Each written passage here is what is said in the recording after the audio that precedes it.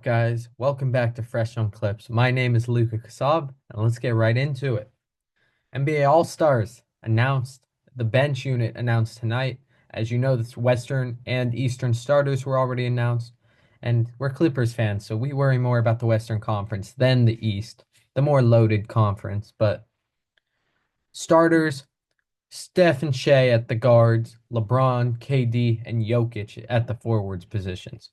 So there are 7 spots that are still up for grabs. But before we even get to the bench unit, I am very upset that Steph Curry is a starter in the All-Star game. A big reason for him starting is his name, his his weak guard class that's going on. And also, the game is in San Francisco. First time San Francisco's hosting the All-Star game. So it's a big thing to have their star player there. But at the end of the day, let's be so fair. Does Steph Curry really deserve to be a starter? Let's think of it like this. The Warriors are the 11 seed in the West right now. They're tied for a play-in spot, but they're 24 and 23 now, and they started their season 12 and 3. So that means they're 12 and 20 cents. And Steph's numbers, it's not like Steph's numbers jump off the wall or anything. To be fair, he has missed some time with injury. So he has some slow games, but he's just been very streaky and inconsistent, in my opinion, this year. So let's get into his stats. 22.3 points a game, about 5 rebounds, 6.5 assists, 44, 40, 93. Like, obviously, they're good numbers.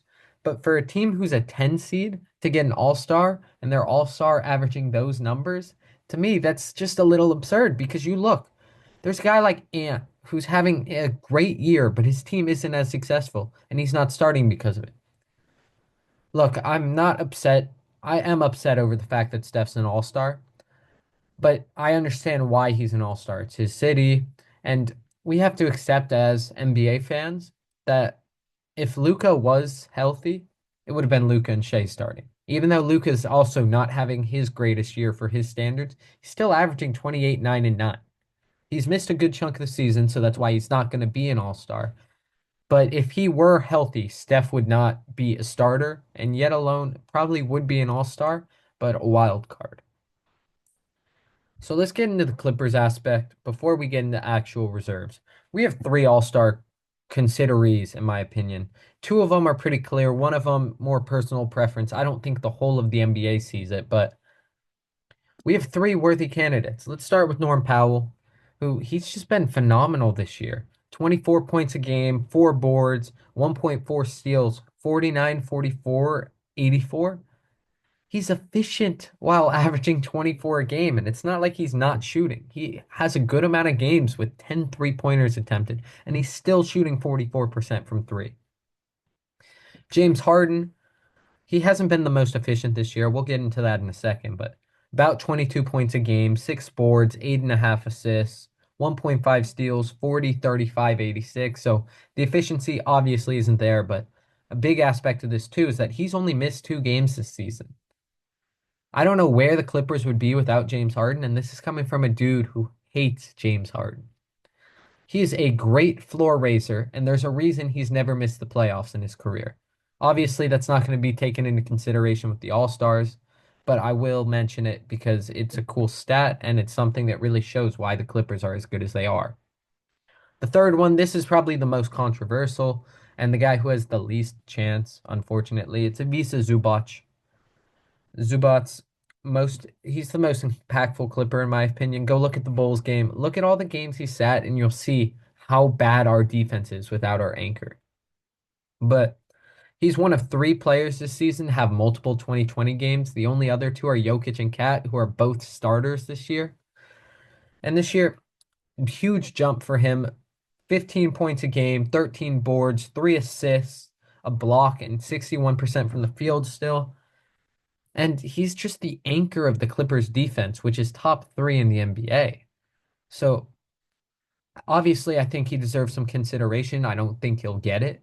But these are when Rudy was an all-star, these are similar numbers to what he had. So just wanted to note and give a shout out to our center, who deserves a lot more credit than he deserves.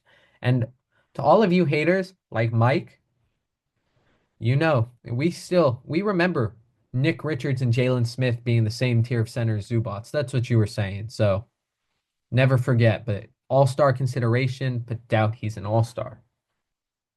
So let's get into the reserves though. There's 7 spots, 2 guards, 3 forwards, and 2 wild cards. I think one guard is a given in Anthony Edwards. Actually, let's even start with the locks. I think Anthony Edwards is a lock. I think Wembanyama is a lock. I think AD is a lock. I think Jaren's a lock, and I think Şengün's a lock. So that leaves one wild card and one guard spot. And we already talked about, obviously, his team isn't as good as they were projected to be, but he's still having a phenomenal year. He's shooting over 40% from three, which has been one of his bigger issues, in my opinion, was the 3-point jumper and the consistency. He's figured that out. Wemby, we saw him play against the Clippers yesterday. He is a force on defense. That is the defensive player of the year. Not much more I have to say. AD is an interesting one because he's out at least 1 week with his ab injury. So it could be interesting if he misses more time, whether or not he plays in the All-Star game or not. So there is a potential replacement. But again, Anthony Davis is playing on an MVP pace to start the year. Yes, he's cooled down, but he's still averaging 25 and 12, the usual for AD. Then Şengün, this is the only one where it sucks that he's going to be an all-star because he's averaging 19, 10, and 5, which like obviously not bad numbers, but they're down from what he was averaging a year ago. He hasn't improved enough. But the reason he's an all-star is because the number 2 seed in the West, the Rockets are. They've been the most surprising team in basketball to a lot of people. Like I have them as a play-in team and they're the number 2 seed. And there's no world they don't have an all-star as a number 2 seed. It's him or Jalen Green. Jalen Green's very one-dimensional. He averages 22 points a game, but doesn't do much else. And a lot of his scoring output has been risen because he's been great since December. Şengün, he's their best player. He should be an all-star just for the fact that they're the number 2 seed. But in my opinion, he's not one of the top 12 players in the West this season. Let's get to Jaren because a lot of people are not giving the dude his flowers. It was always, oh, he's a great defensive anchor, but on offense, he's too streaky. He's got a float game now. He's averaging 23, 6 boards, 1.4 steals, 1.8 blocks, 50, 36, 78. Those are great numbers. And this is from a dude who everyone said his offensive ceiling was too low. He wasn't consistent enough on the offensive end. And he's really showing out. Like last week, Western Conference Player of the Week. He's been the best player on this Memphis team, even though who are the 3 seed, even though they do have a Ja Morant. They have a ton of talent, yes, but Jaren has been their best player. Ja's missed too much time. It feels like he's always has some form of new injury rattling up.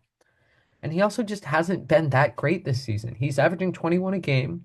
He's not shooting the ball very well. He's averaging 8 assists, but he hasn't been the same Ja Morant. So in my opinion, if you're giving one all-star to the Memphis Grizzlies, it's Jaren. He's their anchor defensively. He's been their best offensive player. He's been available, and he's the most consistent. He is a lock to be an all-star. So now we get to that one guard spot in the wild card spot. So let's start with the guard. That spot really comes down to Booker, Kyrie, D Fox, Norm Powell, and James Harden.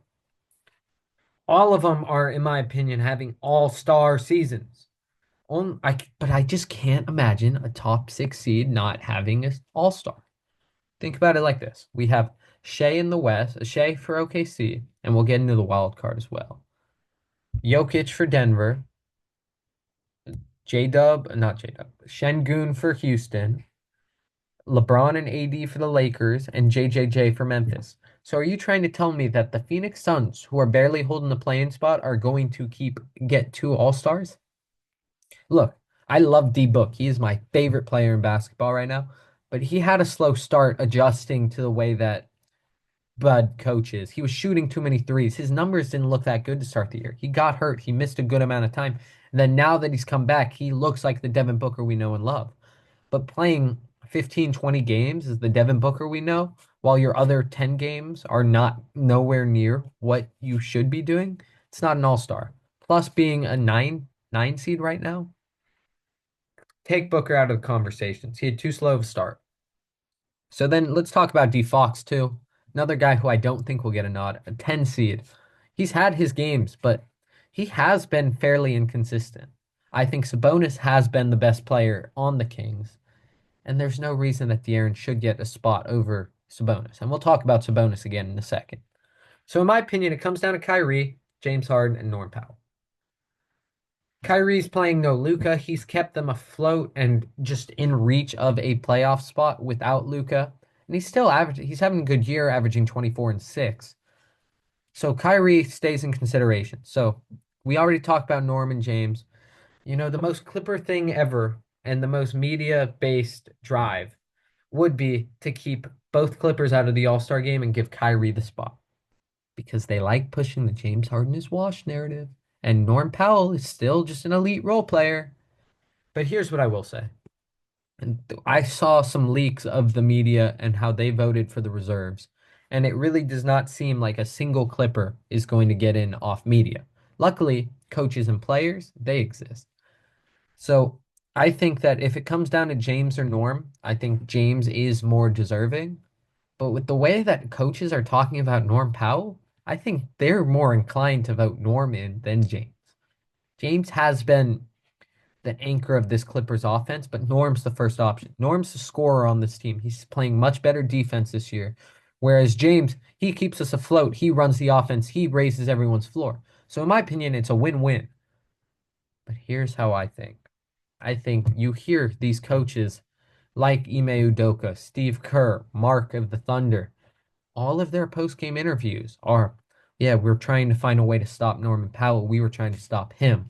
I think the coaches have more respect for Norm Powell than they do James Harden this season.